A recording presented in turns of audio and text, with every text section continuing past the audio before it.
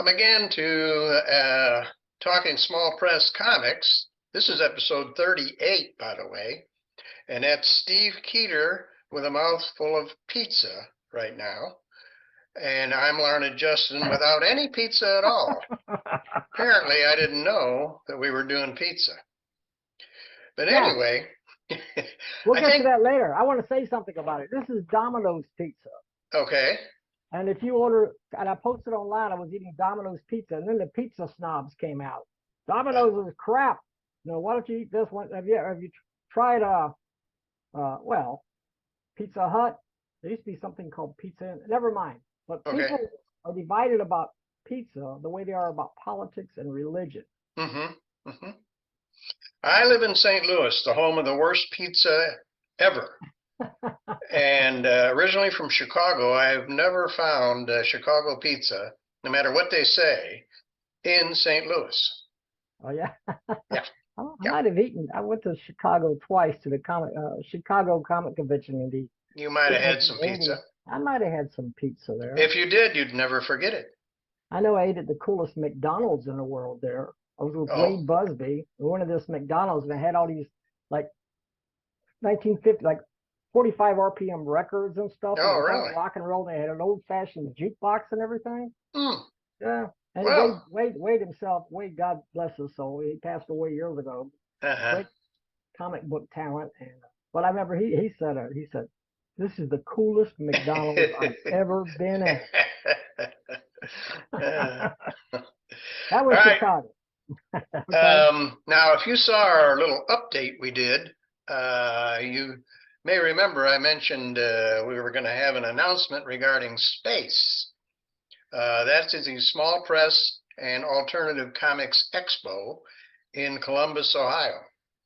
Well, the announcement is that the producer of the show, I think he calls himself a facilitator or something like that, but he's the producer of the show. Bob Corby will be right here with us in our next episode. Yeah. So make sure you subscribe and hit that bell notification so you know when that episode is up. It should be about a week. And you will get all the info you need about space because he's the man. He's the guy. Final frontier. Yeah. And we're going to space. We told you that, but we're going to be there. We're going to be there. We're going to have a table. Now, I've never been to space before. He's never been there, and I'm gonna drag him there. But Larned has. Larned's been there. Many times. Oh, yeah, many times. Yeah. It's just I'm way down here in Florida. And I'm way up there in Ohio. Oh, I know. Yeah. And it's a good drive from here. So we're going to work it out this year. Yeah, we're going to be there unless something major happens that we don't know about. But other than that, we're going to be there. And Bob will be here on the next episode. So make darn sure you're here. If you're interested in space, or if you're thinking about being an exhibitor, or if you just want to go and check it out, maybe you live near there and have never heard of it, which I kind of doubt, but you might have. So, like I say, stay tuned.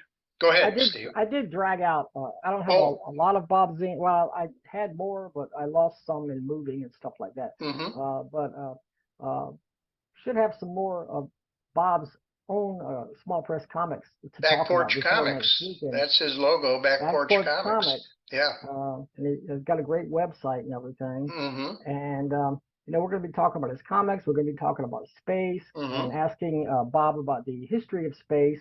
Right. And what he's been doing it. I don't know how many years. We're going to find out. He's been doing it a number of years. Yeah. So. One of his main comics is O Comics. O Comics is part of space. If you're an exhibitor, they ask you to send something in to O Comics, and then it'll be at the show. Yeah. Yeah, and this one is cool. We're not going to spend a lot of time on this because we're going to be talking to Bob next weekend. Yeah, right. We'll let him tell us about it. This particular issue. That was Hope. What year? Does it say what year that was? This is recent. This is last year? Recent. 2021. Last year, okay. There's 2 years ago. 2 years ago. A couple of different comics that deal with hope. I'll show you very quickly a story by a Brent Bowman that he did called Pandora. Pandora. And it has to do with opening Pandora's box. And Pandora's box is open, and you know that all the evil that mankind could possibly fear, jealousy, strife, hatred, it all escapes from the box. Oh, look at that. Woo! Interesting in this story, they closed the box. It's actually like a bottle. Like a genie bottle, Yeah, and they close it at the very end, and there's one voice left that doesn't escape. One thing that doesn't escape is hope. Ah, very clever. Very clever. Hope. And that story, I was reading through this again today, for the second time, and it kind of stood out for me. I thought, wow, that's wow. Well, if you go to space, you can get the New O comics, which is based on coffee. Coffee is the theme of the New O comics. Oh, okay. Yeah. I like coffee. No, me too. I will say this. If you like Don Francisco's Vanilla Nut Coffee, I like that, and I like Maxwell House. But the Vanilla Nut Coffee by itself is too much vanilla. It's too sweet. So I mix them half and half. And Maxwell House and the vanilla coffee, and I make a pitcher that lasts me for 4 days. Oh my People gosh! Don't like cold Reheated coffee. I just reheat it in the microwave. I'm happy. It works for me. Don't judge me, people. No, I'm glad you told me that. I'm glad you told me that, because Steve is actually going to be staying with me for a day or two when we go to space, and I will have some kind of coffee for you, because we like coffee, so we will have coffee. I survived a hotel coffee in San Diego last week. I can survive anything, and I'm sure your coffee is superb. It's way better than San Diego coffee, I can tell you that. All right, we better get busy here, or we're going to run out of time. Yep. Yep. All right, what do you want to look at? Oh, yeah. This Alan Sissom. Alan Sissom's fanzine checklist. What's kind of cool about this is what it really is just a listing of what's available out there. What's available. Comics, their addresses, a little bit about them, not much, because he has other zines that go into detail on them, but this one is designed for a fast look. You want to buy something, check it out, look in here. You got all the info, and you can buy it. It's just there's Zombie Dave. There's Zombie Dave right there. There's Zombie Dave, a friend of ours. We like Zombie. And we also like the guy that draws it, Matt Decker. Yep. And the thing about it is Alan, he's very prolific. He puts out a lot of comics. There they are. Things. Yeah, there they go. There they are, right on the back. Imagination Link, Xenology Report. And these are all based on, they're all based on zines and comics, but they have more detail in some of these than this one. This one is a quick, get your information and order the comic. And he does he's like what we do. He does his best to promote the small press comics around. Everything he can do. Great small press comics out there. Now, the second issue of this, Fanzine Checklist number 2, though, he puts a little bit more of his own personality in it. I see there's a little more description in this one. Not a lot, but a little. And he still gets a lot of comics jammed into here, Let me see what he says here. It's like this. Here we go. Madam Boogala number 2. Madam Boogala number 2 from Larry Johnson. And Tales of the Broken Bee is in here. That's Larry Johnson's also. And so these are $2 a piece. Alan says, "Damn, Larry sure knows what he's doing. Well worth buying." And little comments like that. Who would ever say Larry knows what he's doing? Larry knows what he's doing. Oh. He talks about Mary Solinsky and the Wonder Kitty from Joe. Well, we got a little info on that here in our own show here. And he says on heavy gloss paper, he says, they mean business here. Yep, they do. It's those little comments like that are sprinkled throughout that I appreciate. It's not just the listing. It's not that boring, people. It's actually very interesting. Yeah. But when he throws his own personality in there, yeah, it makes it entertaining. Well, we'll have all his info down in the description so you can order a couple of these. Yeah, and be sure you tell Alan his birthday was like a few days ago, so be sure you tell him happy birthday when you order his comics. Oh yeah, or yeah, he won't send them to you. He won't send them to you if you don't tell him happy birthday. That's right. So, all right, what else we got here? What do you got? We got Yeet. We got Yeet Presents. We got Yeet Presents, and that's the action hero Steam, Susie Steam. Look at that artwork. Fantastic. Believe that? Look at that. This from Shane Luttrell. Shane Luttrell is the editor and producer of the. Did he draw that cover? Did Shane draw that cover? No. I think he didn't. No, he didn't. The artist that does the first story did that, I believe. Yeah, and I can't remember. I apologize. Sometimes. Okay, there is some art by Shane. The inside front cover. Yeah, that's different. Yeah, this one is drawn by Shane. Oh, that is. Okay, I didn't catch that. All right. Shane did draw this one. Art by Shane Luttrell. Very good, of course. Beautiful. Absolutely beautiful. Does some great work. Look at that. Full color on the inside front cover with colors by Steve Shipley. And logo by Tom Orzechowski. But that's great. That's really nice. The story inside of the story. This is by Ken Bastard. Ken Bastard. Yeah. Look at that. Written by Shane Luttrell, drawn by Ken Bastard. Story's called Christmas. Look at that gorgeous. Some really nice artwork here. Artwork there. Yeah. I'll get a little more into the middle of it. I don't want to give too much away, but look at all this. It's interesting. Yeah. Susie Steam, she's out there in space and she receives a distress call. Yeah. From someone. And this guy is out there, Frank Alice. He's on his aircraft out there with his daughter, and his daughter is incapacitated. She's handicapped. And he's traveling with his wife and daughter. And something happens here. Well, of course. They've sustained some damage. It wouldn't be much of a comic if something didn't happen. And Susie has a pet, looks like a German Shepherd. She runs off without the pet, and a harrowing space jump through an asteroid field. There she goes, and you can hear it, but the pet, she's picking up the sound of her doggie going arf, arf, arf in the background. Yeah. And she's off to try to help make things right. This is interesting. It's an adventure story. It's a science fiction story, and something happens. She is attempting to rescue this family. There's a freak cosmic storm that occurs. Look at this artwork by Ken Bastard, man. This guy is just excellent. Yeah, really good.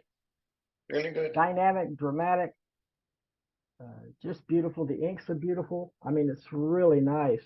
Yeah. And the daughter is transformed. Yeah, right there in that illustration. Suddenly, she's not handicapped anymore. She is incredibly powerful and in line with the cosmic forces around her. She's become part of it all. There's a big explosion too. Spectacular.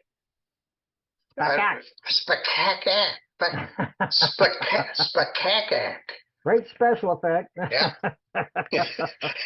Got to thank the letterer for that. Yeah. That looks like it was probably Ken Bastard as well. Yeah, probably. Yeah. Anyway, cosmic, sort of you could say a cosmic kind of then the trademark, the good old trademark of Yeet The other, you go back here, you got to turn it over right. to read it. But before you turn it over, I did want to say Oh, okay. I'll go back.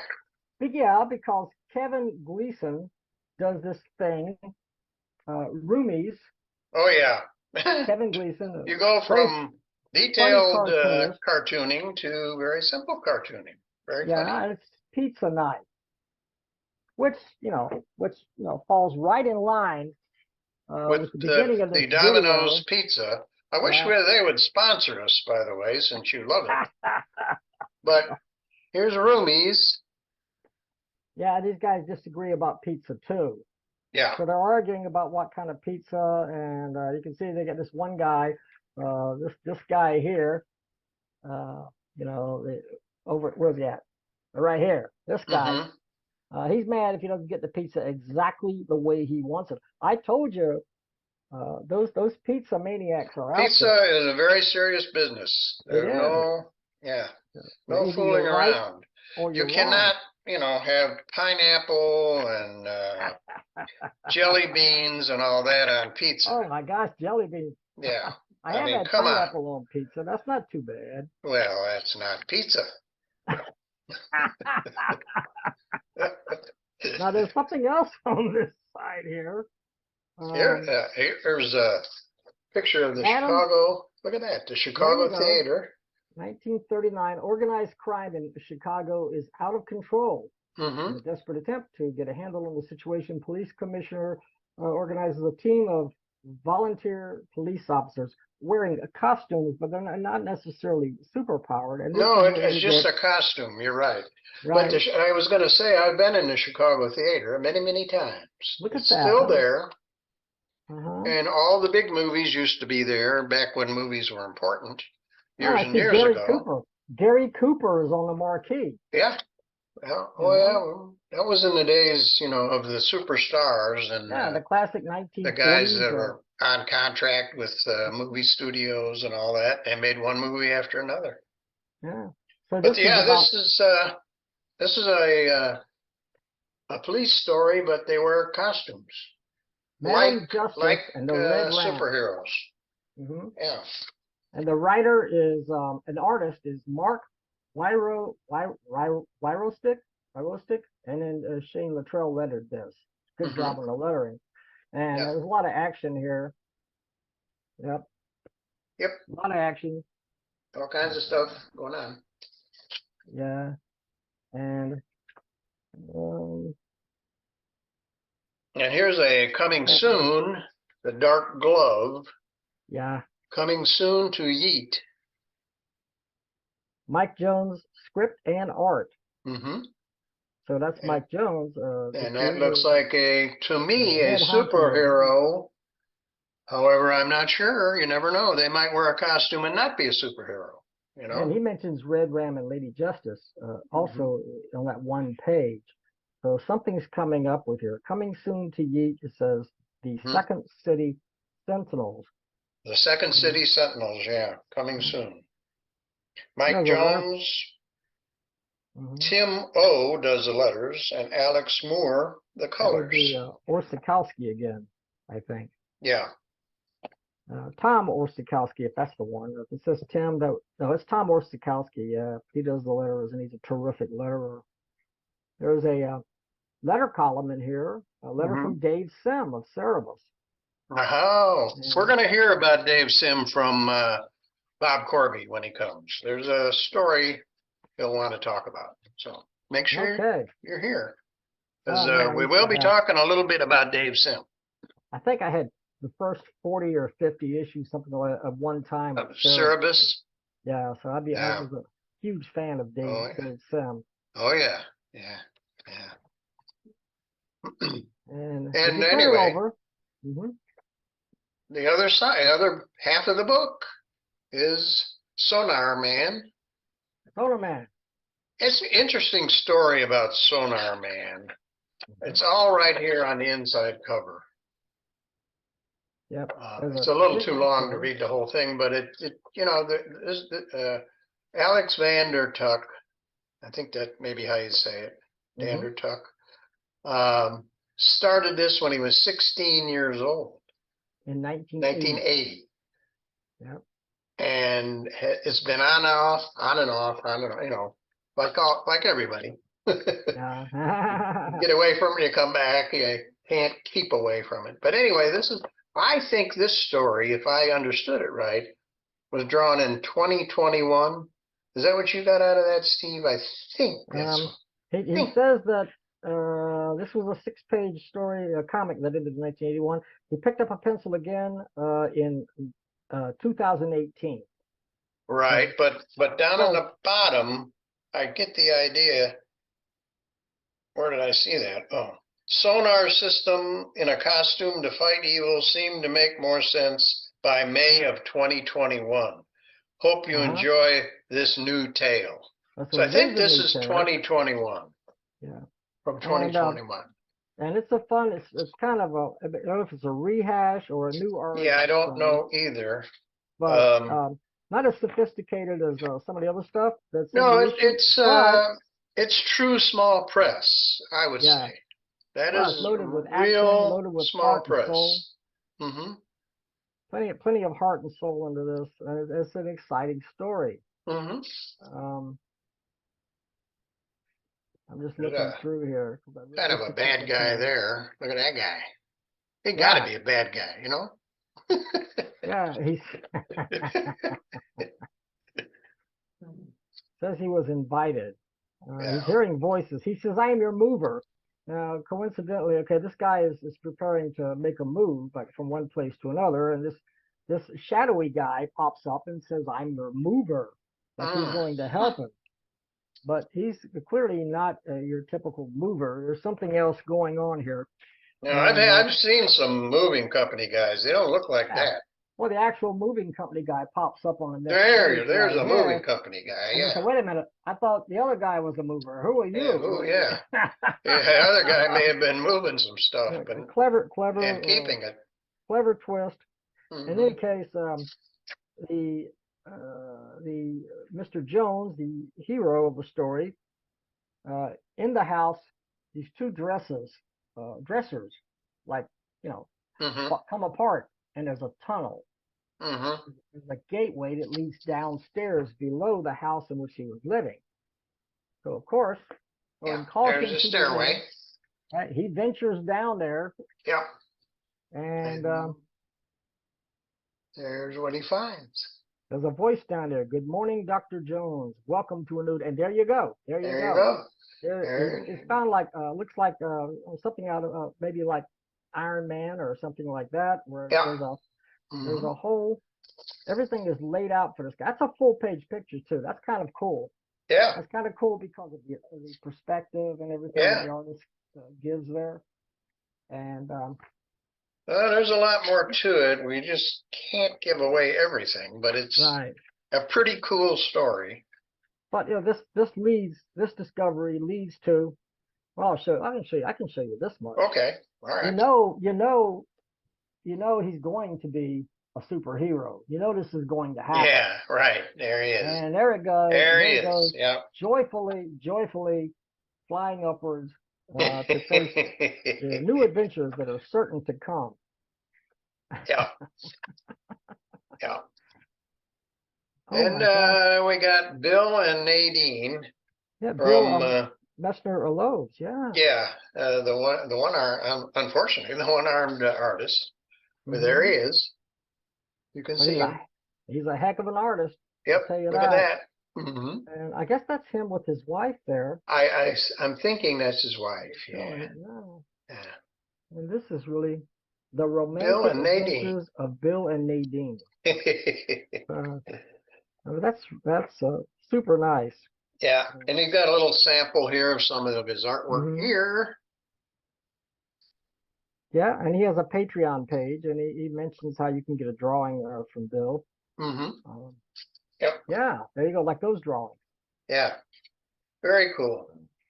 Very cool. Anyway, great issue. Another fine issue of YEET Presents. I don't know the price. I do not know the price on this. Do you see a price? I did not see a price anywhere. No, and he's probably told us before, Mike, I'm sorry, we don't see the price on. We're old guys, so we have short-term. We're always looking for the price, but we don't. It's So you contact him. I'll give you the information, and you contact him, and you can order one. And there's a Patreon page too, you know. Yeah. Okay, it says you right here. Contact us. You can just send them an email. yeetpresents@gmail.com.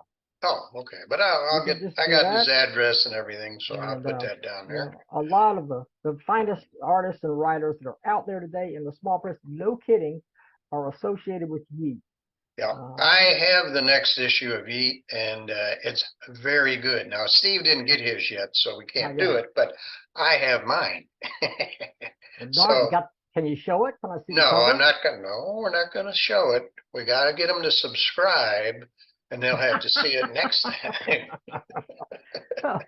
That's not fair to me. No, okay, it's never not. mind. You got to tease them. You have to tease them. Right. And then tease them. All right, we got another one. We do have one more. We have Mary Solinsky and the Wonder Kitty. And the Wonder Kitty, which will be renamed with the next issue. Yeah, I heard that. Improbable Girl. The Improbable. I forgot. The Improbable. I think it's the Improbable Girl. Yeah, the Improbable Girl. It won't be the. It'll still be Mary Solinsky, plus the Improbable Girl, which will still be the Wonder Kitty, right? Right. Not a different person. I don't think. Wonder Kitty is Nico. So it didn't seem right to Ely Carrales to have Mary Solinsky by her civilian name and Nico by her superhero name. Oh, so he wanted to change that. Match them up. So the next issue, improbable as it sounds, will be the Improbable Girl and the Wonder Kitty. Oh, I thought the Wonder Kitty was being replaced by the Improbable Girl. Now I had that backwards. No, I had it backwards. Mary Solinsky is the Improbable Girl. I got you. Okay. Where's my water? I don't know. Water right here. Maybe in the faucet. All this talking about small press comics, you get darn thirsty, people. Your throat gets parched. Yeah, and you have to drink water, which is actually vodka, but I'm not gonna tell anybody that. But I always put that much water in there so people won't notice. Yeah. You know, a little bit right there. Oh my gosh. Plus I have allergies. I have allergies, I get congestion. Yeah. If you ever try those like Mucinex and all that stuff, let me tell you something. And I work in a pharmacy too, so I know about this stuff. Yeah, I know you're a doctor. Well, I'm a pharmacy technician. I'm not a pharmacist, but I work for the pharmacist. But Mucinex doesn't work. Doesn't work? Nope. Oh, okay. Overhyped, nonsense. It only works. I'm sorry. I'm knocking stuff out. You knocked yourself out. I got knocked out. Steve, come back. Come back. What happened? You know, that was the Mucinex people. You should never have said that. Better stop the video for a minute. We'll fix this. Oh, boy. Well, that was exciting. Steve was drinking a bottle of vodka, and all of a sudden he disappeared. Yeah, must be really good vodka. It must be. It comes in a water bottle. But I was talking about Mucinex. Yeah, and you said it didn't work, and as soon as he said that, he went off. The screen went blank. Right. The prescription drug companies attacked, man. Yeah, they kicked us right out of the water. That's blatant censorship. And man, what can I say? Watch what you're saying about these. The drug companies are pretty powerful. They rule. Apparently, they can hear every word you're saying. Yeah, so be careful. By the way, I love Mucinex. It works so well. Yeah. You stayed on that time. Yeah.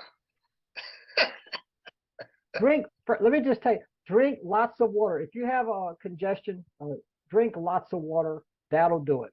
Okay, doctor. Thank you.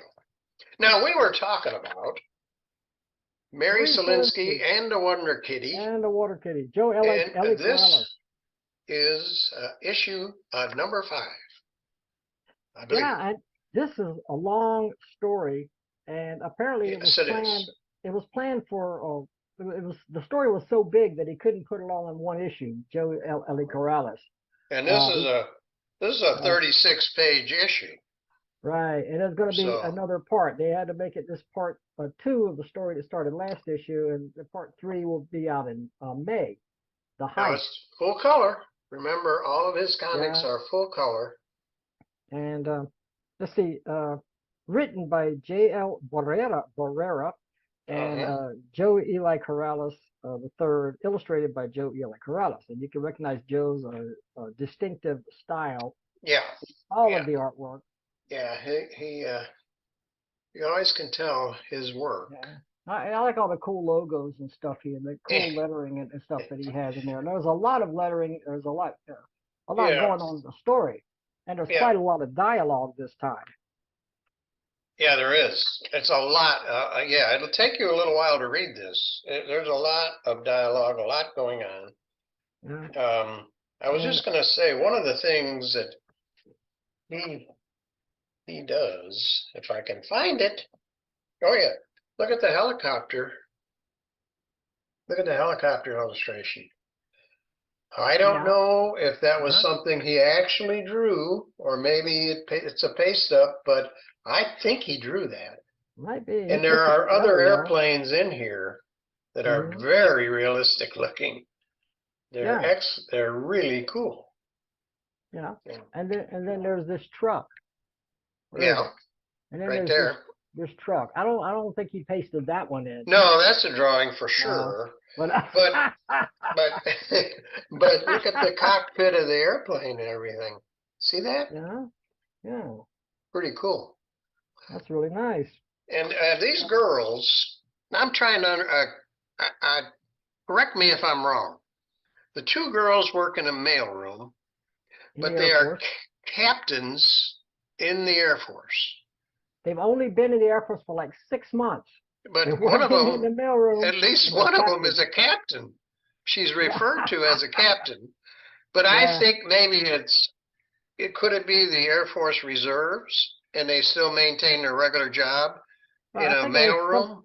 This has something to do with the fact that they have these superpowers. Well, yeah, but I guess, but it's rather complicated. It is complicated. They have friends in the Air Force, and they have enemies in the airport. Yeah, they got accused of something we know they didn't do, but they're accused of it. So that's part of the story here. Well, there's an antique sort of a stone that's in a museum. They were hired to protect this antique in the museum, and something happened. Something knocked them out. They were both unconscious all night long. That's in the last issue. Right. This is part 2. Right. This takes up where that leaves off. That story left off. They were discovered asleep in the museum, and the stone is gone, and so they hey, you did it then, right? Yeah. Right. But they're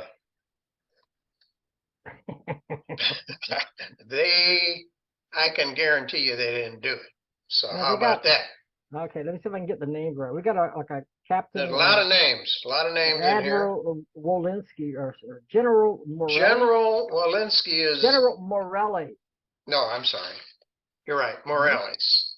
I don't know where I got that. But he's not a nice guy. He's a jerk. The general. Yeah, he's a jerk. Yeah. He's trying to get him. He won't even listen to any other opinion except that the girls did it.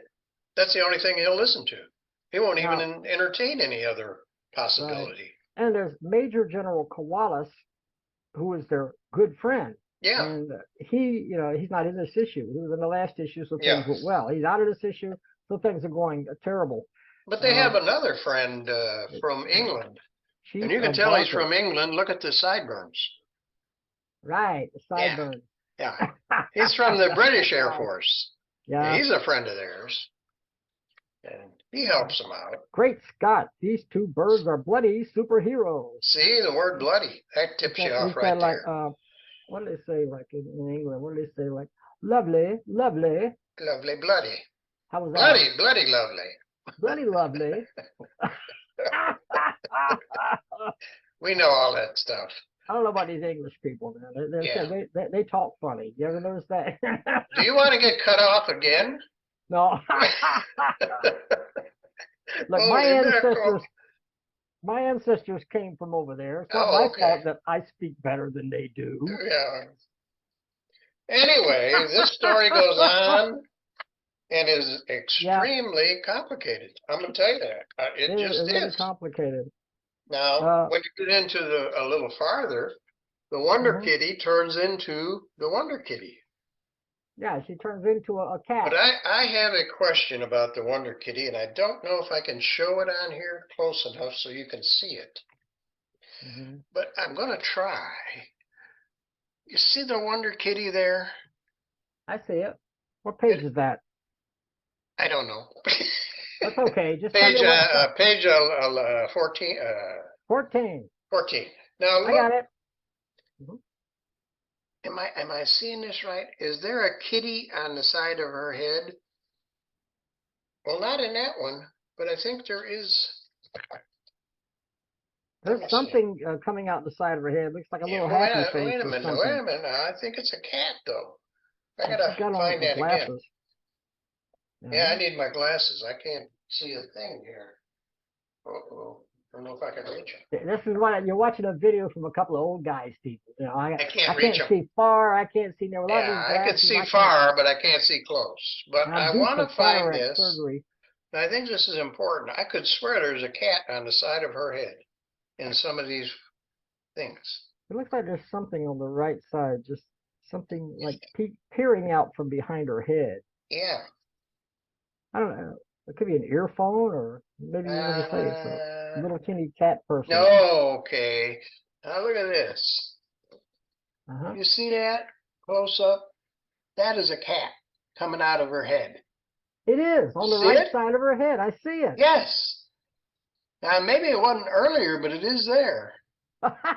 What is that? Why is that there? Is that part of her glasses? Joe, you got to tell us. Joe has got to tell us what that's about. Because if it was in there, I missed it. No, there's a little teeny kitty cat on the right side of her head. On her head, yeah. Yeah, right side to us, on her left side of her head to her. Yeah, but that's what it is. And I'm going, anyway, yeah. So these two are being pursued. There is an escape, aided by their friend, what's his name, Percy? The guy from Britain, England. The guy from Britain is Percy Barker, I guess, something like that. Yeah. And he helps them to escape. Now, all of a sudden, they're on the run. They're criminals, but they're not criminals because they didn't commit the crime. They didn't do anything, but they're running anyway because nobody will believe them. Right, and this General Morales, he's a moron, and he's chasing after them, and he has no morals, no morals, and and no morals either. I'm grasping for jokes here, people, but they do. They're escaping, and what happens? Something happened. What's on page 20? I remember page 20. Okay, page 20. Okay, let me go back. Page 20. That must. There's a little shack. Yeah.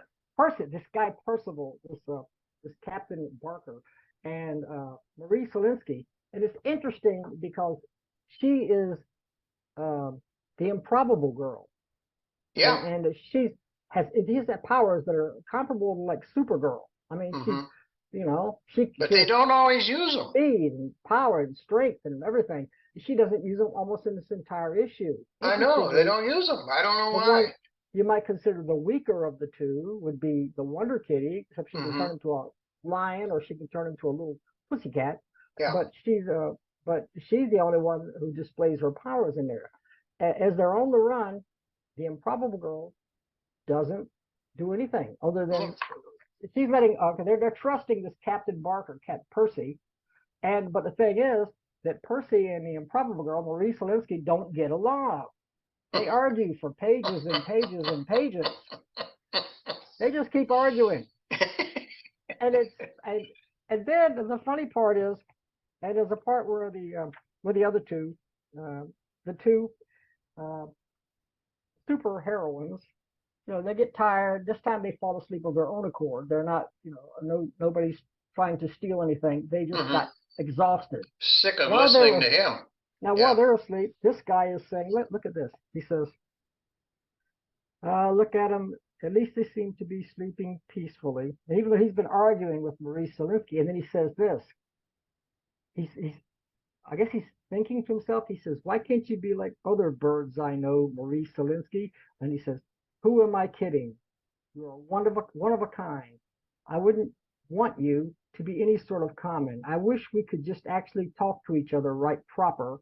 Then I could tell you, well... Uh-oh, look out. He's falling for her. Yeah. Yeah, he's falling in love with her. That's a nice plot twist. Yeah. And very well written. Very well written by J.L. Barrera and Joe Carrales. Yeah, they collaborate on this. Yeah. And, so that's a surprise. Yeah. Well, I'm trying to go. Towards the end, they get to change into civilian clothing. Well, they're still on the run. I mean, they try to turn it off. They're off in a plane, and they make it look like they jumped the plane and landed on a train, and the train is going across the country. And so this general is, and his entourage, whoever the bad guys that associate with him, they're looking for them on a train, but they've misled them. They've gone off in the other direction, and they're on a plane. And I'm giving away a lot of the story. Yeah, don't give away too much. But I did notice something. Back to the cat again, the kitty. I got it. Yeah. The kitty, the yellow thing we saw on the side of the kitty was still the kitty. See, the face is yellow here. Yeah, it is. Little kitty. So earlier when we thought it was not the kitty, it was. It was another kitty just with a yellow face. And here, she has a hat on also, which she didn't have on earlier. Yeah, she wears glasses as a kitty too. Yeah. A nearsighted kitty. Yeah. And then there's the People's Journal at the end, which gives you some information about the next issue coming up, which will be in summer of 2023. Yeah. And there's letters here. Oh, wait a minute. No, that's not right. This is about issue 3. I'm sorry. This is about issue 3 from February. Now, this is issue 5, so I don't know why that. Yeah, but that's about issue 3, the journal. The next one comes out in May, I think. And they got some letters here from Jeff Wood, old pal Jeff Wood. He was once the chairman of the UFO way back. Oh. Back in the late 80s, yeah. And now they got a little short interview, it looks like, with Steve Shipley. Steve Shipley right there. Our pal. Steve Shipley. Our pal Steve. At the end there. So he has that interview. So there's all kinds of stuff in here. Yeah. Big book, a lot of stuff, everything in color. The UFO checklist is in here on the back because he is a member of the UFO. He is now. He announces that in the issue. And we also, don't forget, Steve is the chairman, and this is the UFO newsletter. Oh yeah, I put that out. Just before, I was at working at a frantic pace to get to San Diego for that vacation. Oh, that's right. A couple of weeks ago, and I was pulling out all the stops to get this thing out on time. Oh, this thing is thick. This is a lot in there, man. John Muller front cover. Very cool cover. Terrific artist. And Verl Bond is at the back. Verl Bond. Verl Holt Bond did the back cover. And well, thank you for mentioning this. So there's a lot of cool stuff in this. You know, all kinds of articles. Yeah. I got Tony Lorenz, my pal Tony Lorenz. He sent me something on a note, and he said, wanted to tell you what a great job on the new tetragrammaton fragments. Yeah. He says the production is fantastic. The issue has lots of great columns that are very interesting to read. The one I really look forward to is John Muller's column Tooltips. Cover's amazing. Rob Cooley comic in every issue. So Tooltips, there it is right there. See, I turned right to it. And you mentioned that one too, didn't you, before, I think? I don't know if I did, but I I just happened to turn to it when you said it. Tooltips by John Muller, who did the cover. Mm-hmm. And yeah, he gives you information on, lettering and graphics. Yeah, the tools you can use to make a really high quality small press comics. Mm-hmm.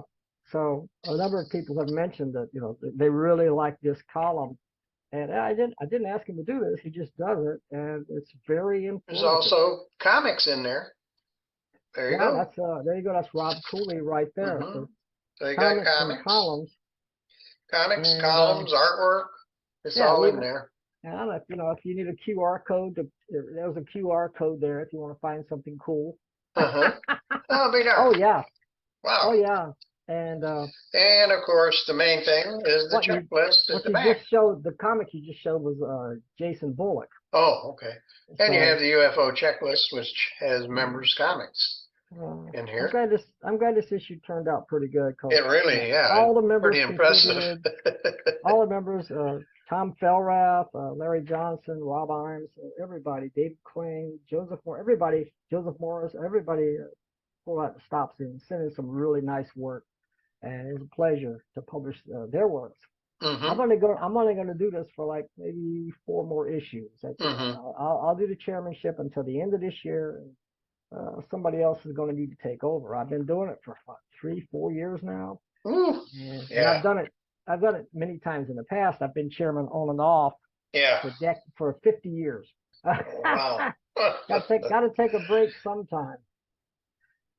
I got something I want to publish. I got a new issue of that I want to publish. One of my anthology comic, and so it'd be nice to have a little more time to work on something like that. I tried to retire, but they wouldn't let me retire. Wow. They need me, and I said, okay, I'm going to cut back to 3 or 4 days a week. And they're like, no, we need you, man. We need you. Well, give me a raise. Tell them. Yeah. Yeah. The money's good. Well, good. So I'll hang in there a little bit longer. Yeah. I do want more time to just spend working on small press and stuff. Also working on other creative pursuits like my music and stuff like that. So yeah. Yep. But this show, this is a creative pursuit. Yes, it is. Really creative. Yeah. And I have a new comic book coming out in just a couple of weeks. I'm going to have the 19th Century Detective, 32-page comic book, a couple extra pages after that in there, but maybe 36 pages altogether. But that will be coming out in a couple of weeks. So somebody else is involved with that. Who's helping you with that? Tom Ahern did the layout. Yeah. I mean, not the layout. He did the inks. And Tom Felrath did the layout. You can't lose. 2 guys that really helped me a lot, I'll tell you. Really That's a winning team for sure. Yeah. So I was excited about that. It took a while. We've got it done. It's off to the printer.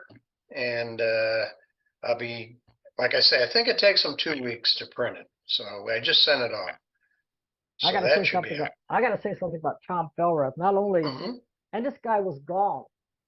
He was. Wait a minute. His headphones don't reach that far. Uh-oh. But,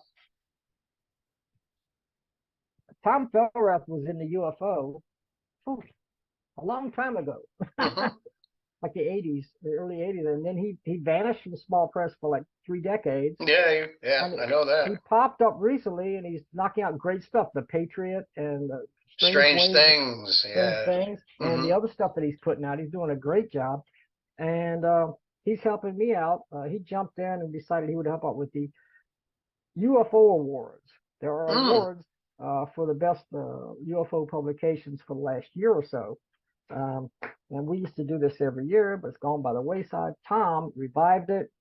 Came up with this. This is the ballot that Tom came up with. Only UFO members can vote for these awards. Yeah, you can win a saucer. And that was his idea. That's Tom's idea. It's called the saucers. The saucers. But UFO awards have been done on and off since the early 1970s. And here we are again. And so a lot of cool people are nominated for these awards. Ely Carrales, Joseph Morris, Alan Sissom, Larry Johnson, et cetera, et cetera. Yeah, how do you pick one out of that? Yeah, that'd be hard. That's something the results will be coming up soon. You find out just who the members think are the best publications that were published in the last year or so. Cool. Okay, well, I think we have done it. We're at the point of an end of another episode. So we're going to be signing off. Don't forget, next time, probably about a week, we'll be back on with Bob Corby. Tom Corbett, Space Cadet. Bob Corby, Space Producer. That's how that works. Yeah. We already reviewed Tom Fellrath. That was a while ago. Tom Fellrath is somebody else. And then, and then Tom Ahern is another guy. That's another guy. Yeah. A lot of talent. So we will say, I guess, goodbye. Adios, people. Adios.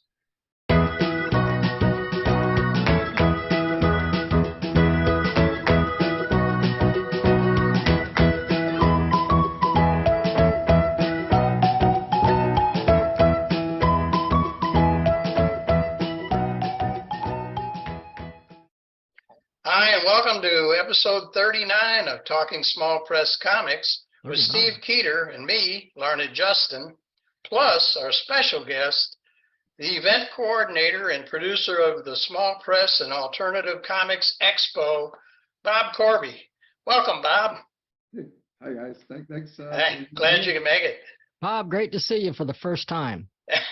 I've seen pictures of you. I've seen your comics, but I try to hide. Yeah, well, that's probably a good idea. So we got a bunch of questions. We want to get, all the viewers need to know about what's going on in space and all that kind of thing.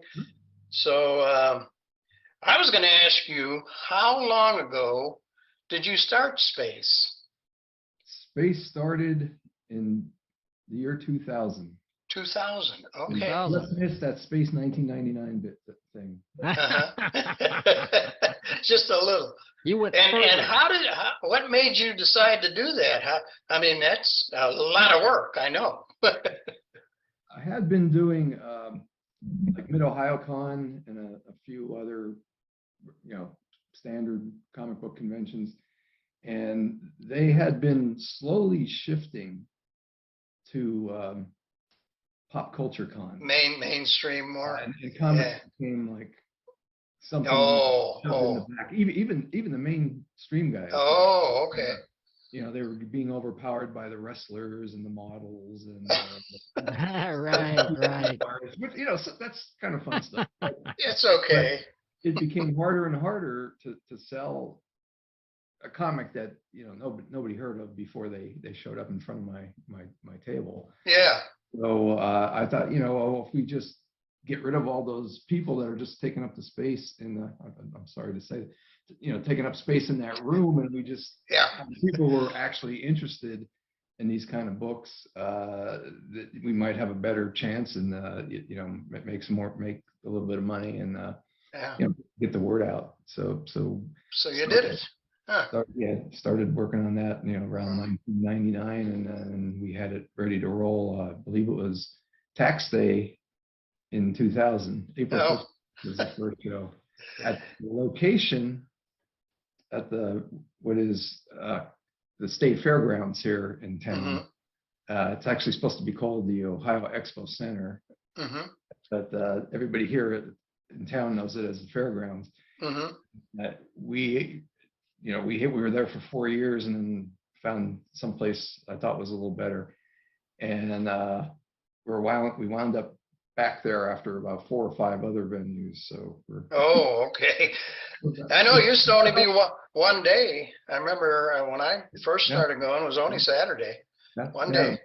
Yeah. Turns out that getting the second day didn't cost that much more. So it's much better. For people to travel from out of town, it's so much better to have 2 days. I get both versions of that. Some people say it's not worth me going there unless it's more than 1 day, and some people say, well, I can't spend 2 days there. You can't please everybody, right? No. If I only have one person upset with me at the end of every space, that'd be nice, wouldn't it? Go ahead, Steve. I know you got some questions. Well, if it's a small press and alternative comics expo, I suppose people expect the mainstream, the big conventions, the San Diego convention and MegaCon in Orlando is a really big one. They're like 4 days and, take up an entire convention center and stuff. So we're talking a small press and alternative comics expo, which hadn't really been done before. I mean, I did not know of any. Actually, third. Third? SPX started it all. Oh, I've heard of that. Too far away. And Ape was the second one in. Mm-hmm. And then there was kind of mixed in with all that, the Spirits of Independence shows kind of just had a 1 year go around, and some of them developed, like Ape, I think was one of the first one was a stop, and SPX was a stop. And then like Pittsburgh, I think had their show continue for a year or two, and ICE in Chicago continued for a few years, and then they died off. But so right now, I guess Ape hasn't happened in the last couple of years, and I don't know if that's where was Ape at? Ape was in I want to say San Diego, maybe. Yeah, that would be out for me. It was taken over by the Comic-Con people for a while. Slave labor graphics started it, and I think they gave it back to them at some point, and he had it. I'm trying to think. Dan Ando had it for 1 year, and then it disappeared after that. So we're second oldest. Well, Space is the one that I've been hearing about for all these years, and I never was able to make it up there. I mean, I'm all the way down in Orlando, Florida, and it's way up there in Columbus, Ohio. I know, so I would go, if I went to a convention, it'd be whatever was here, but I kept hearing every year, I'm hearing about Space and how great it is, and all the incredibly talented people in the comic small press were going there and telling me about this. I remember my old pal Tim Corrigan, R.I.P. Tim Corrigan, he passed away a long time ago. I thought I saw a video online, I definitely did, where he received a Lifetime Achievement Award at Space. And I'm just wondering, what do you remember about that? Are there videos around? There's a video, if you go over to my YouTube channel, it's just Bob Corby. And there's that somebody did record that session where we gave Tim, I was there. Yeah. Well deserved, I'll tell you. That's where I actually met Tim in person, was always at Space, and we became very good friends, and really miss him, really do. Yeah, I met him finally, had been reading Small Press Comics Explosion since it started, and finally met him at a Mid Ohio Con out front. Out front? Was he smoking? Was he smoking a little something? Yeah, that was Tim. I don't think. I don't know what it was either, but he didn't do that, did he? Oh, it was a little thing he was smoking. Oh, yeah. Really? Oh yeah. He used to come down to Orlando. He used to come down to Orlando in the winter because it's cold up there in New York. So he would come down. He would come down and visit, and he stayed with my wife and me a couple of times, and then he stayed with a bunch of people in a tent outside of town. Well, Tim was unique. And he did what he did, and he inspired a lot of people. He certainly inspired. Certainly did. But so he definitely deserved that Lifetime Achievement Award. Absolutely. I know he mentioned it to me, and he was very proud of that. Many times he was called the father of small press. Many times. That's how I got in. I picked up a copy of Small Press Comics Explosion. Me too. The one, well, it wasn't the Laughing Over. It was Wizard of Comics, which occupied the space that is now the back room of the Laughing Over comic shop, where we have our pre-parties for Space every year. I was going to ask, are you going to have a pre-party there this year, Friday night, or? I need to talk to Gib, but I think they're all in for that. Yeah. Oh, that'd be great. That would be great. Yeah. The other thing I wanted to ask, how did you get hooked up with Dave Sim? I think I had asked a number of people whether they were interested in coming. no money involved here. Right. So I had talked to a bunch of people, and Dave said, no thanks, the first year, and that's, I said, okay, well, thanks. But I asked him mostly because we had a Spirits of Independence stop here back in 1995, and I wanted to continue that. It was actually supposed to be part of the Mid-Ohio Con and kind of just disappeared after a year or two. And so that was kind of the introduction into there. I said, I like to do another one of those because it went so well here in Columbus. Well, he said, no, he's busy trying to finish up service. And then the following year, I don't know if I asked him again or he just contacted me and said he wanted to start the day prize and that he thought space would be a good place to do that. So we did that for about 8 years, and he gave away prizes here. And then he eventually, I think he ran, he just spent a lot of money doing this, and I think kind of the money dried up on him, and so he bowed out. Well, the thing was, when I was there, he bought dinner for every exhibitor. Order from the menu whatever you wanted. It didn't matter, and he paid for all of it. I couldn't believe it. That was something. Well, I don't know who his bookkeeper is, but I don't know.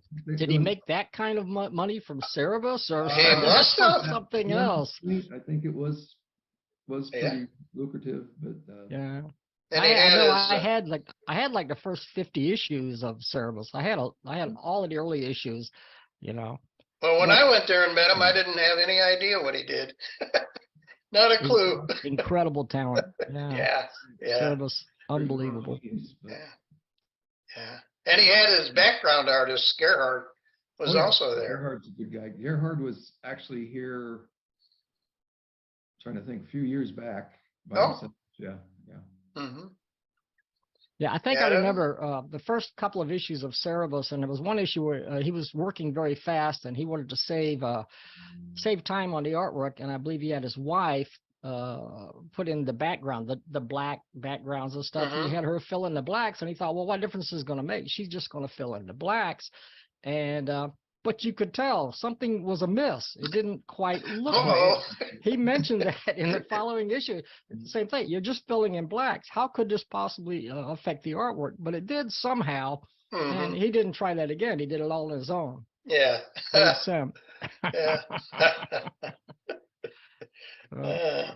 Yep.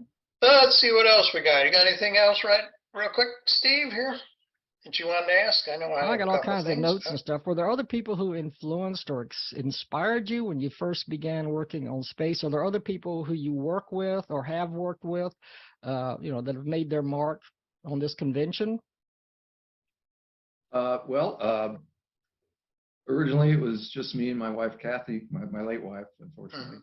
And she always had a lot of good ideas of things I, just wasn't thinking about, and more the business end of it. Yeah. And, so yeah, definitely, we wouldn't have, I don't even think we'd have the atmosphere we do at Space if it wasn't for her. Yeah, probably. She was always there greeting, I was running around. She stayed at the table. Yeah. And just I remember everybody and was very gracious and it just, nobody felt threatened.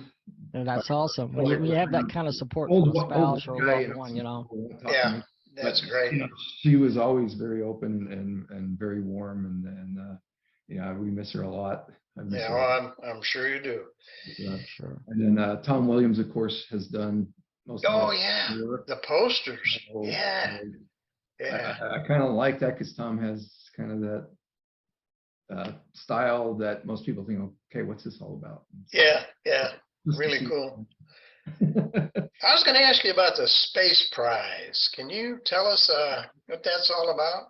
Okay, every year, last 2 years, we didn't do it because of COVID, but every year we collect comics at Space, and they can be entered into 3 different categories: graphic novel, mini comics, and general for kind of regular comic size stuff, or to try to define that is almost impossible these days. Yeah, right. There's a lot of crossover. So I have basically limited it to page count more than actual final format. I think a graphic novel is anything more than 64 pages. General is between 28 and 64, and then mini comics are under 28. Just to kind of shift them through. That's a good idea. So we get, I think last year we probably had about 120 entries. Oh, wow. In those 3 groups. And we also have a junior, small press junior prize for kids.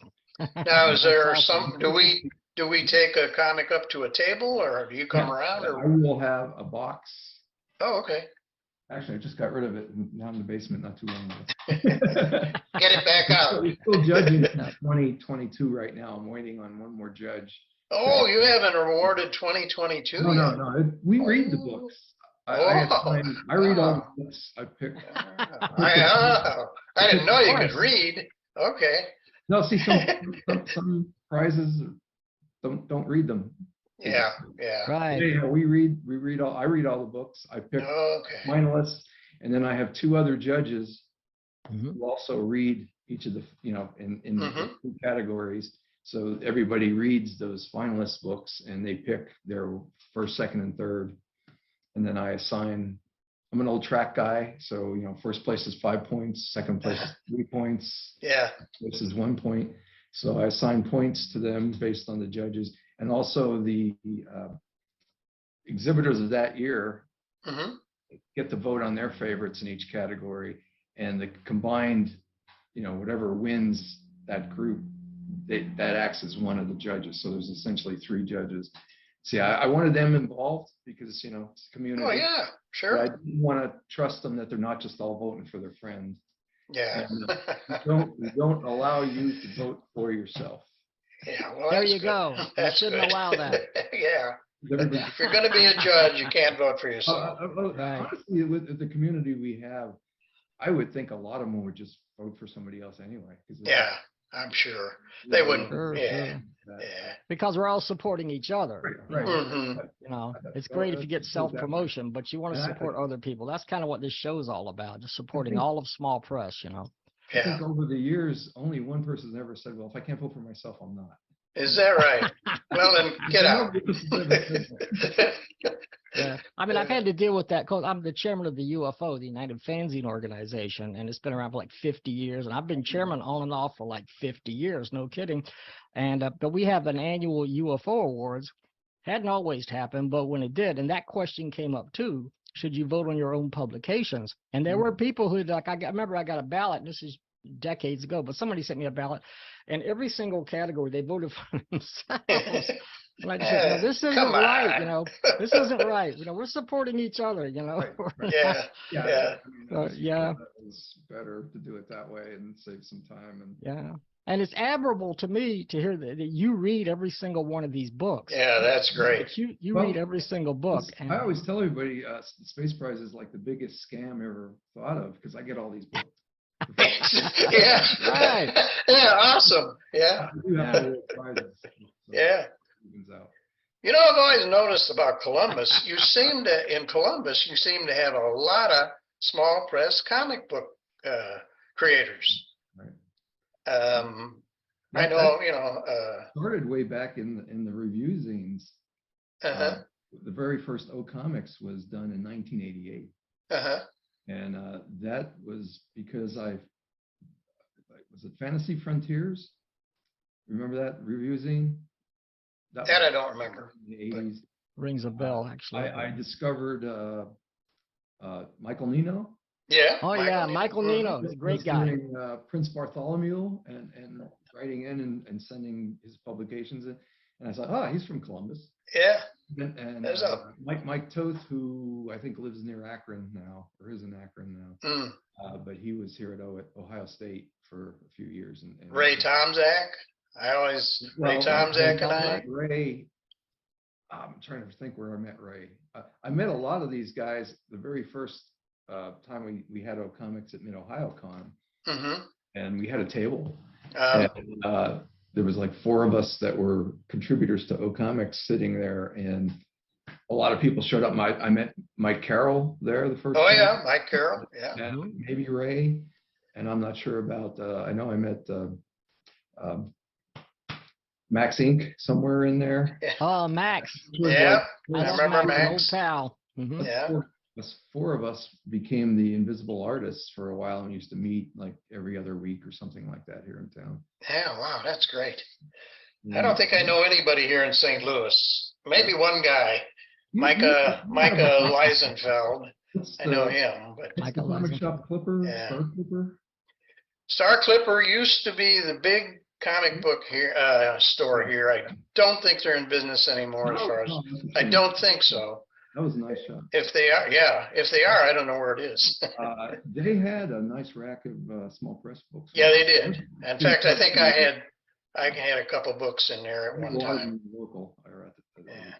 We had at least one small press show here years ago at the City Museum, which was a really neat venue. Star Clipper involved in that? Because they were. They were. I think I almost signed up for that, but something. Really? Yeah. Yeah, they had 2 guests who I cannot think of right at this moment. But anyway, they had 2 well-known mainstream comic book guys as guests for that show. I can't remember who they were. So they couldn't have been too important. Yeah.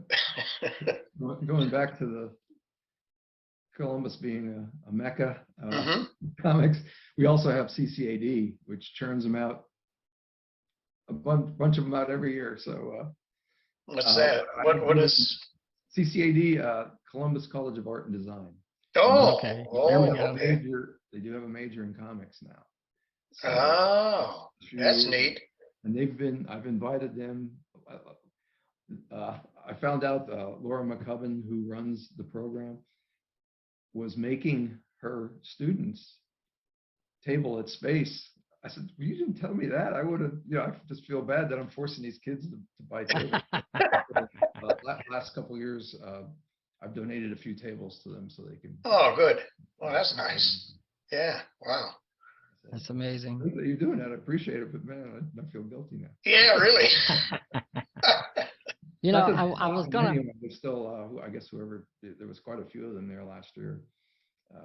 But yeah, I mean, it's great that we're turning over new people all the time. Yeah. I always joke. People say, I try to do cons and it's mostly 20-something people, and I'm the old 60-year-old, right, 60-plus-year-old guy. And they said, "You sure you want to do this? So you feel comfortable doing it?" I said, "Sure." I said, "All my 20-something friends keep growing up and then they move on." Yeah, right. When I was in high school, way back in the early '70s, when I first got into small press, I knew a guy. He was a teacher there, Chuck Robinson II, and he was he was a big influence on me. He published Comique back in the early 1970s and the late '60s, worked by Bill Shelley and a lot of other people.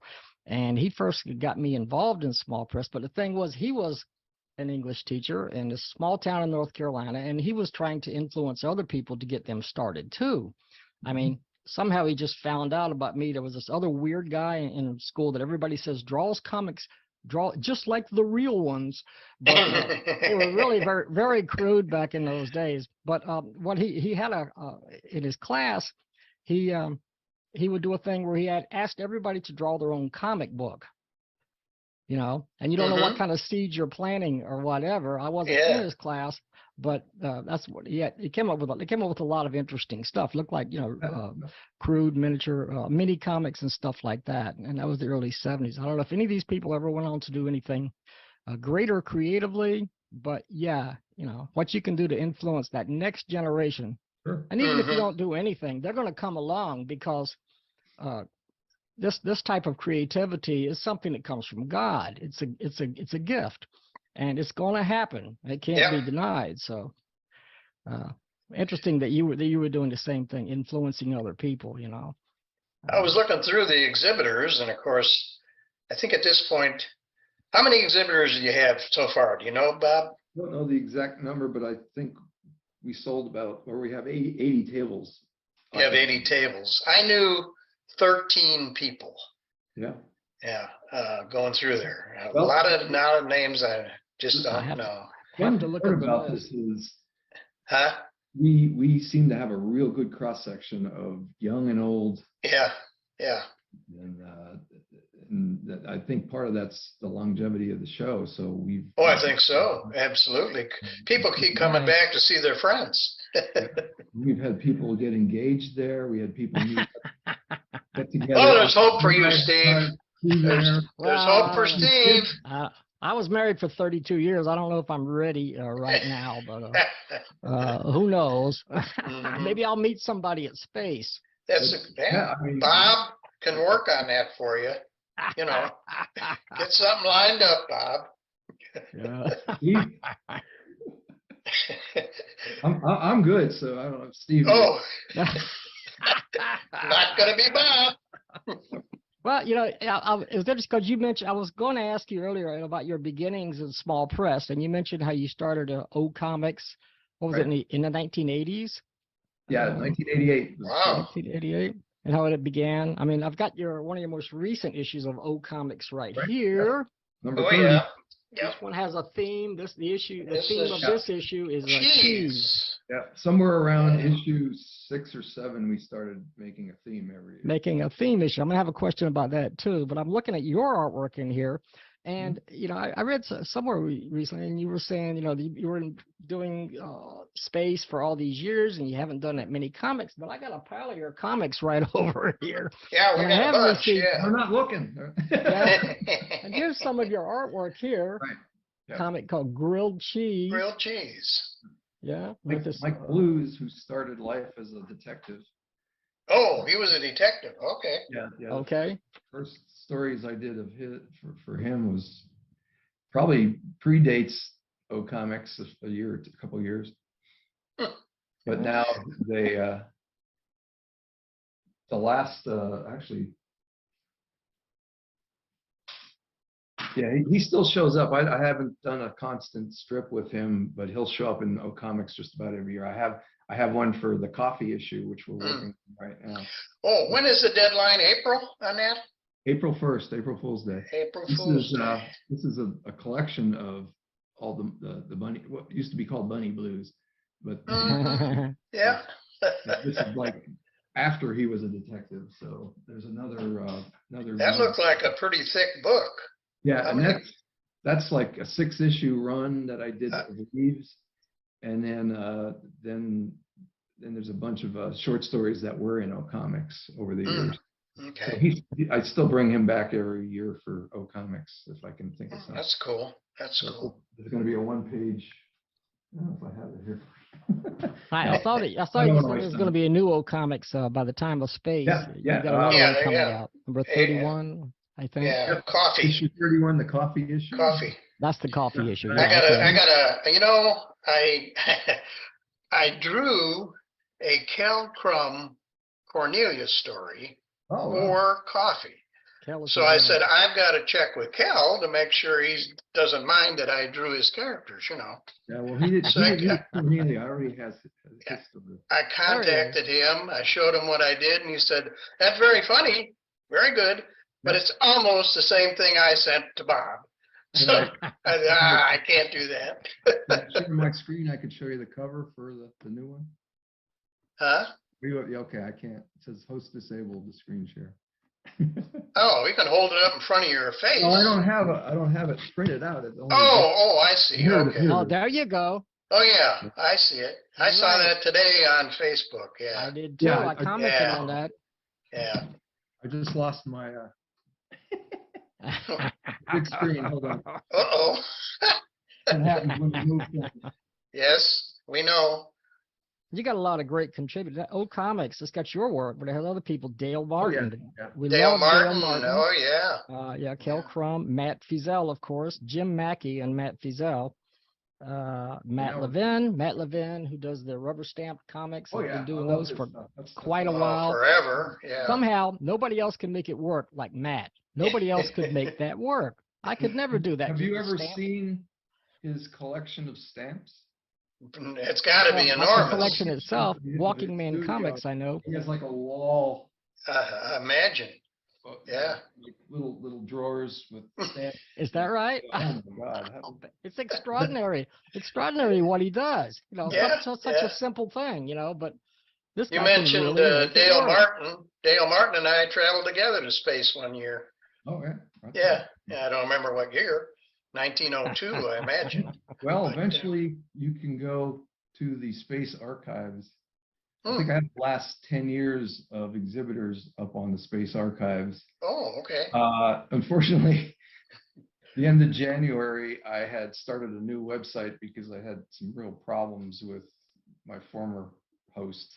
So a lot of it's been copied over, but there's still a lot to do. So I think okay.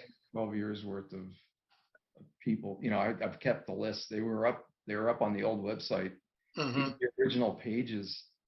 The first couple shows were on my AOL account.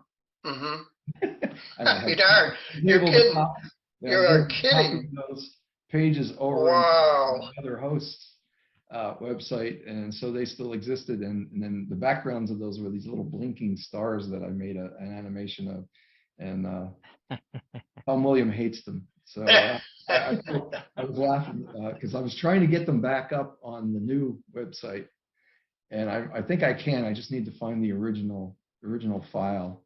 And have you heard anything from Larry Blake? I've been talking to Larry Blake. Larry is probably not coming to space. He is trying to do something about his legacy.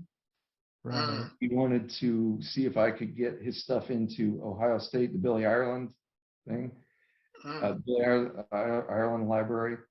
And I tried to make a trip over there, like I was going to do it like right after New Year's to go. I had talked to Ohio State, and I had also talked to Michigan State, because Michigan State has the largest collection of comic books, where Ohio State has the largest collection of comic strips. Okay. But they also, have moved into somewhat of the comic stuff.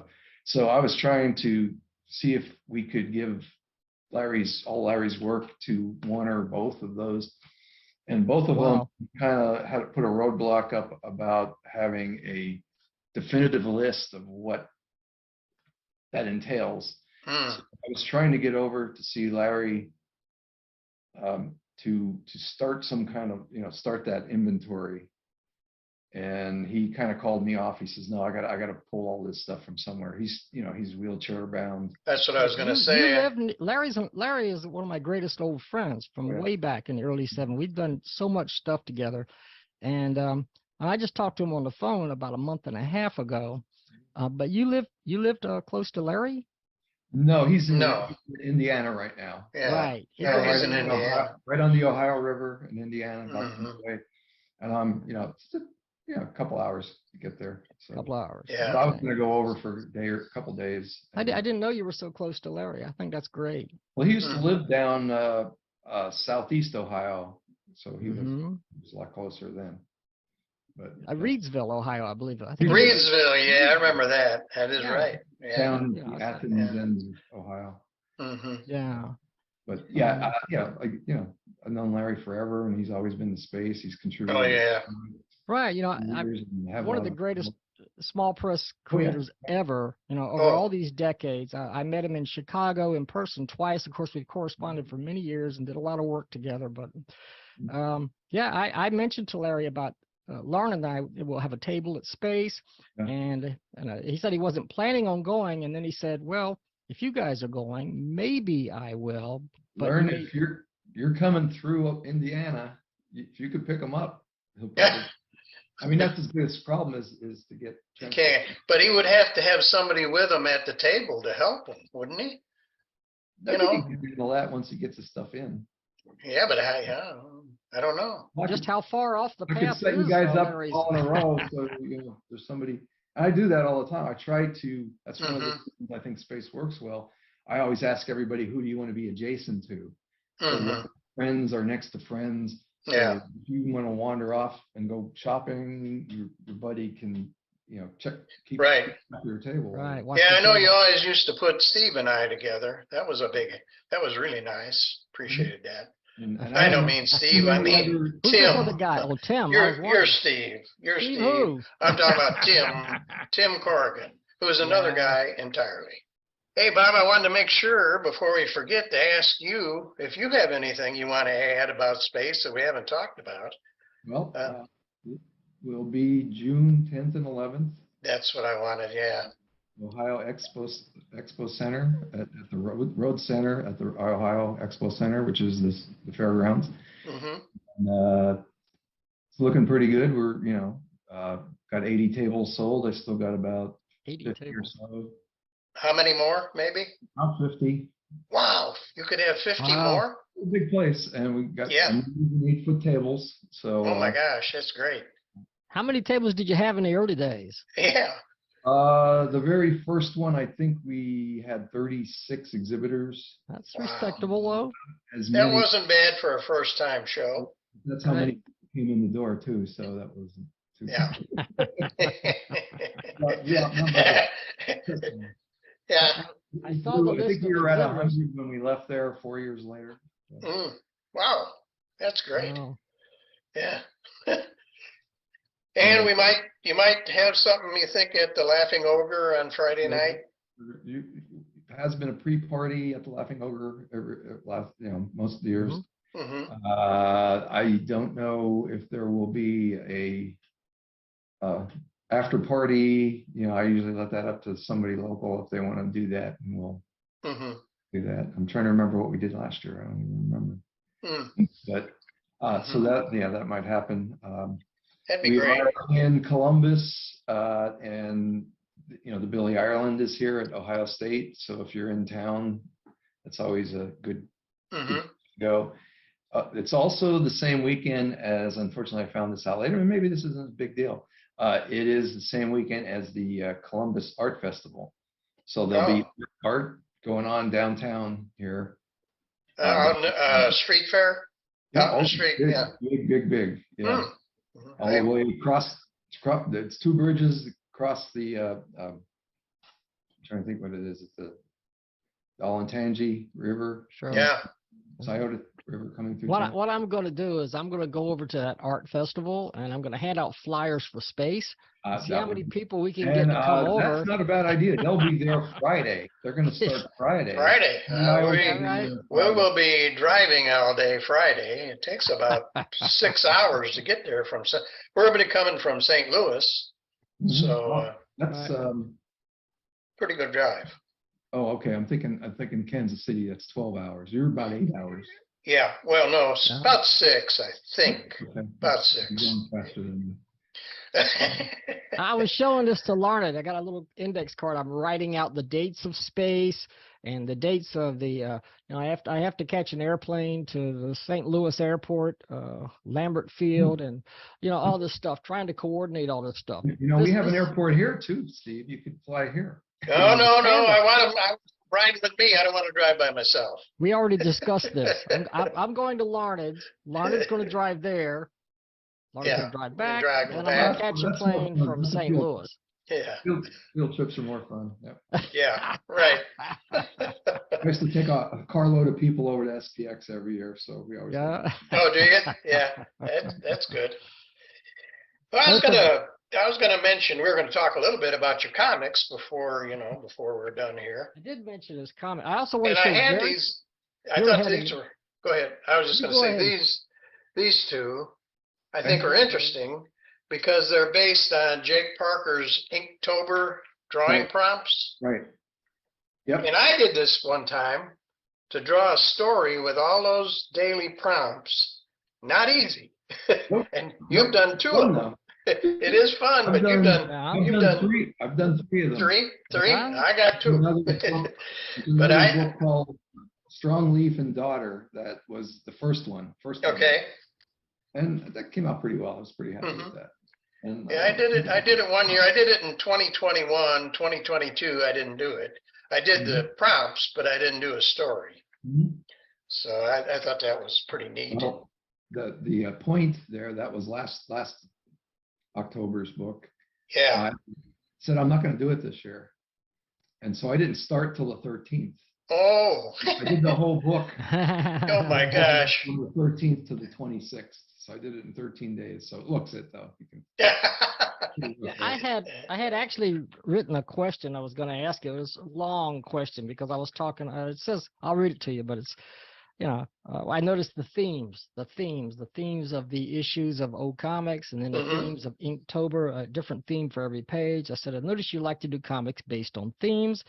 It's most evident in your zine, Felica's Quest, an Inktober project you did with 31 pages, one for each day of the month, and each day a new descriptive, etc. So I'm going to fast forward here. An epic space adventure, which reads very well. Some of the descriptors include sleep, bulky, storm. Do you prefer to work within a structure like that, where you have the themes given to you, or do you prefer to do a scripted comic or stream of consciousness comics? What is your preference? I don't know if there's a preference. Doesn't That's a big question, right? The nice thing about that is I could do that fast, and because it gives you a word you can build off of. Yeah, you already have an idea. Yeah, the 24-hour comics I've done and the mini comic day comics I've done, which were supposed to be done, in a day. I'll start with maybe a word prompt from a random word generator, just get you going. Yeah, and I do a lot of you've seen some of the plans books. Those are all scripted. Right. Okay. And, scripted and not scripted, because a lot of it is just sitting down and working out everything, the words and the pictures together. But I'll try to start with a script on those and do have right. some Plans number one right here. Yeah. Oh yeah, Steve's got that. Yeah. Got some of your artwork. Right. Yeah. Some of it in color, some of it in full color. Yeah. Look at that. Yeah. Cool. And very cool stuff. Oh, I know one more thing about space. The Space Jam. Are you going to do we do a Space Jam this year? Yeah, I will do that. We did have one last year. I'm trying to think if put it up anywhere. It was at the Laughing Over the night before. Yeah. Started. Yeah. And then I think we finished it up at Space on Saturday. Yeah, everybody just goes up and draws on the big poster board. I have one for every year, including one we did the COVID year, 2020. Half of it was done by people sending me sketches online and me pasting them up on on a file. Oh, okay. And then eventually printed out at my sign makers. Ready Quick print, Ready Quick. If you ever need a sign here in Columbus. Okay. And then the other half was actually a board that sat at the Ogre, because the Ogre was open through COVID. A lot of restrictions over there, but we sat that out and even had hand sanitizer, so when you were done or starting, you could wash your hands. That part of it is hand drawn. So at Space last year, we actually had that board put together, 80 inches by 30 inches, which is what most of them are. Yeah. So that's cool. We'll have one of those. That's fun. I have one from every year, and I keep. Oh, okay. Let's do it this year. That'd be fun. Yeah. Tradition. We got to do that. The other thing I was going to talk about, another one of your comics. This one I can really relate to. Okay. Because I am not musical in any way. I wouldn't even attempt it. I can't do something with this hand and something different with this hand. No. I can't do it. It's impossible. So this really hit home with me. I really like this. Very, very good. That bit about my kids learning. Yeah. Actually, when my daughter was learning to play the guitar, I'd have her, when she got home, show me what your teacher just showed you. So I But I had the nuns, and everything in grade school. I had all the nuns. We're still here, yeah. Yeah, I read that story. We survived it somehow. Getting wrapped across the knuckles with a ruler. It was fun. Somebody had a T-shirt that said, "You can't scare me. I was taught by nuns." Exactly. It's weird, but I had a similar experience, only Did you? different. You were saying, Bob, you were saying you didn't know that you were nearsighted or whatever, and you couldn't see what you were supposed to be reacting to there. When I was in school, in elementary school, or maybe just sixth grade or something, I remember there was a glee club. We had to sign up for the glee club. Could you sing? Oh. Well, I mean, over the past few decades, I've done recordings, I've sung stuff, but at that time, I had to audition with the music teacher, and she had a piano, and you sang, and I was nervous. I heard myself on a tape recorder, and I thought I didn't sound very good, and I was shy. I told her, I said, I don't think I sing very good. She says, let me be the judge of that. Okay, so she played the piano, and I sang. I did not get into the glee club, but that's okay. Yeah, right. I did learn to play guitar later, and Steve plays. Yeah, it all turned out okay. And besides, comics was my thing even then. My introduction to that book, when somebody picks it up at a convention, I'll say, that book is the reason I'm here drawing comics. And there you go. There you go. The world is probably better for it. There you go. The other one I really like is this one, Stars. Right. And I like it because of the fact that you used Van Gogh's Starry, Starry Night all the way through as the background. Right. That's if you read the front, that is a painting I did, a copy of that. Yeah, I did read that. Yeah. Copy of Van Gogh. Yeah. Back in high school, back around 1972. Yeah, there it is, back out the window. Very cool. Very cool idea. I like that. My in-laws while I was in college. I was married and in college, and we lived at my in-laws, and all my stuff came down to their house. And about, I think it's 2005, after I've lived out in Columbus for 30 years or so, we went to visit, and I found that painting up in my in-laws' attic. I got to do something with this. So that's very good idea. Very good. I really like that. One of the most nice comic. One of the most positive things I've done, and I always said that that's because I was on happy pills at the time, which I'm not. Yeah. Oh, I know. I want to ask you too. What size do you consider this? I like this size. That's a 6x9, which is a standard trade paperback size. It's not a trade paperback size. Okay.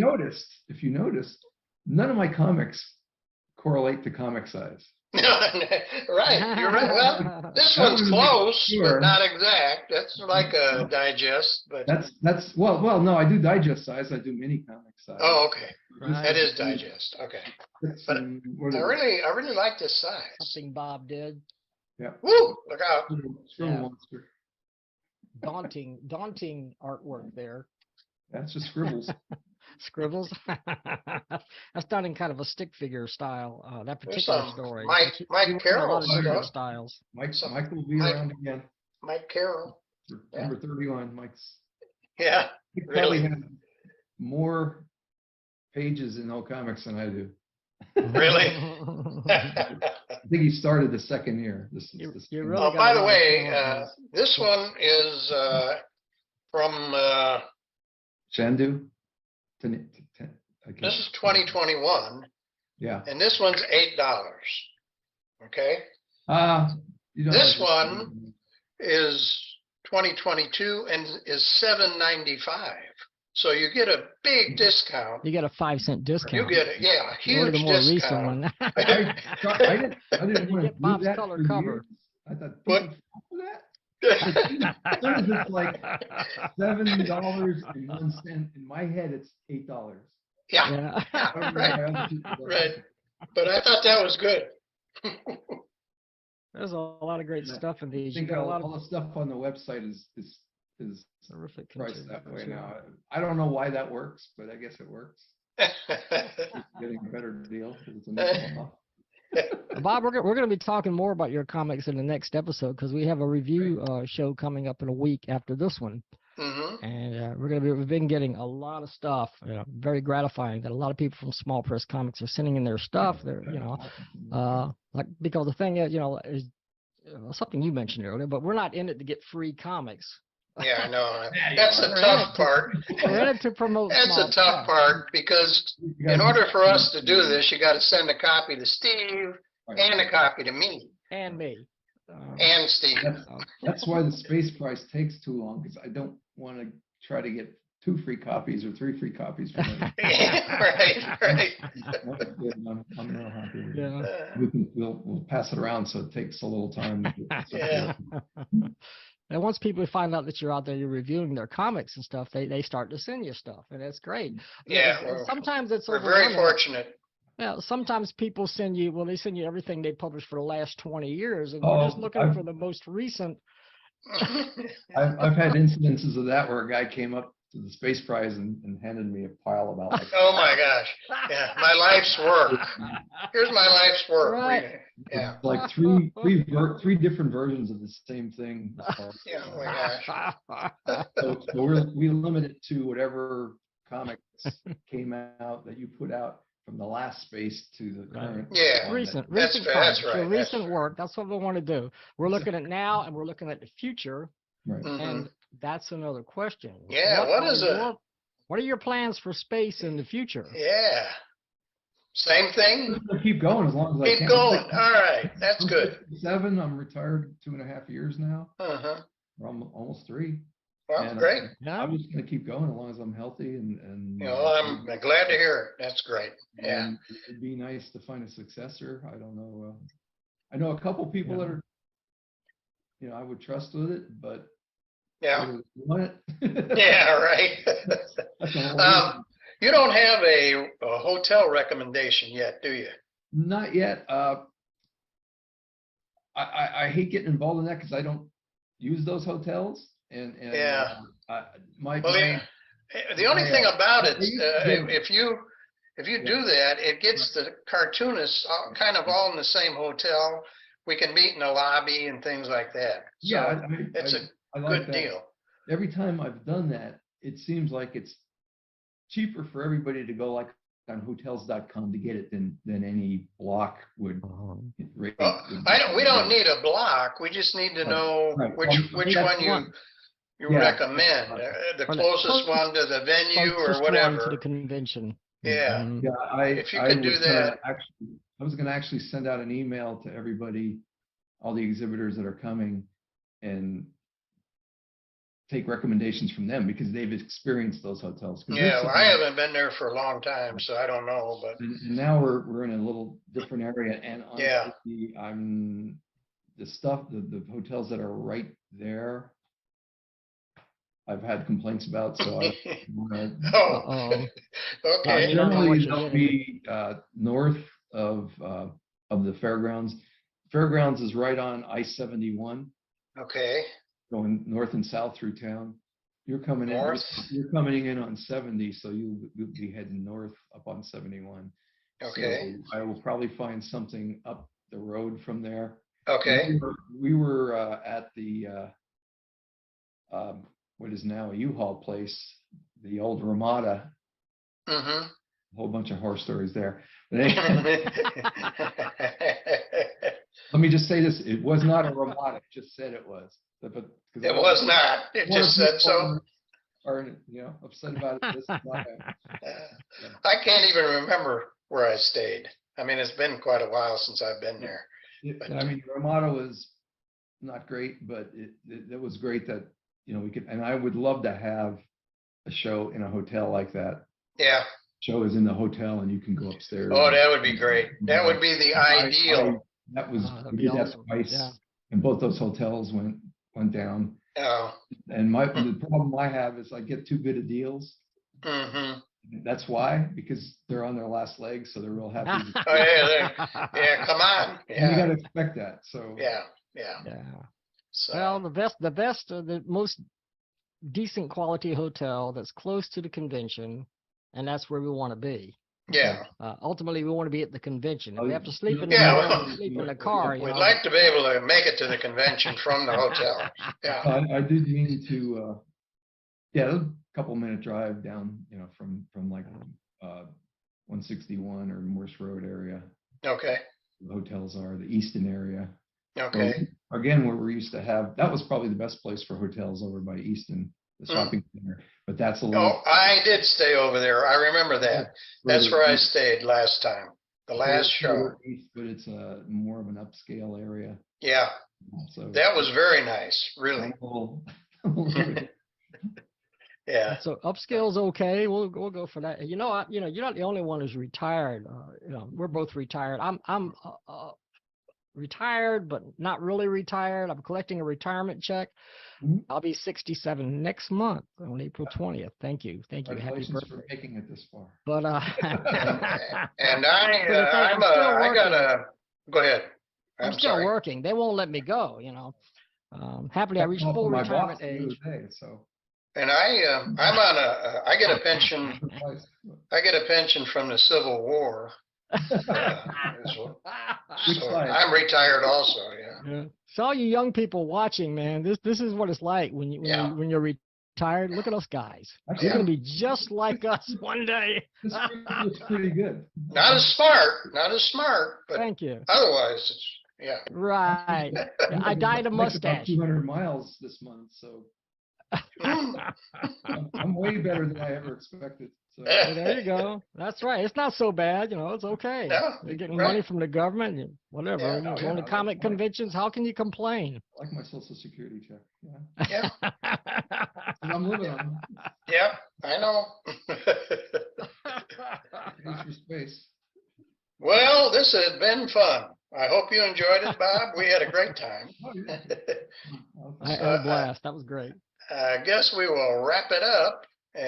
Pleasure and an honor to meet you. Talk with you, Bob, and I'll be seeing you again in 3 or 4 months here. Yep, can't wait to see you at the show. So we will see you there. All right. Well, thank you. Okay. Appreciate it. Thanks for letting me talk to people here. Oh, we're happy you did it.